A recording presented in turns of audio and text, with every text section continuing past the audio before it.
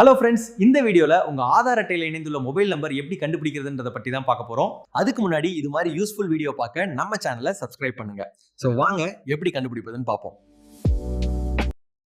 அதுக்கு ஃபர்ஸ்ட்டு உங்க Chrome வெப்சைட்ல நான் சொல்ற வெப்சைட்ட டைப் பண்ணீங்க.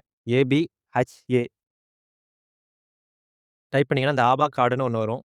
அதில கிளிக் பண்ணி ஃபர்ஸ்ட்டு வர லிங்க்ல உள்ள போனீங்கன்னா, கிரியேட் ஆபா நம்பர்ன்னு ஒண்ணு இருக்கும்.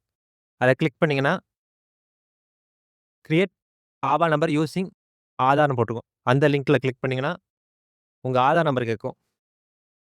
அதில உங்க ஆதார் நம்பர டைப் பண்ணிக்கணும். இப்ப நான் என் ஆதார் நம்பர டைப் பண்ணிக்கிறேன்.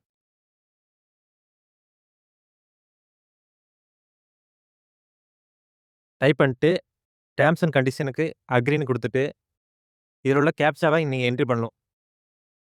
5 × 4 20 கேப்சாவ என்ட்ரி பண்ணிட்டு, நெக்ஸ்ட் குடுத்தீங்கன்னா, உங்க ஆதார் நம்பர்ல இணைஞ்சிருக்க ஃபோன் நம்பரோட லாஸ்ட் நம்பர் 4 நம்பர் வந்துரும்.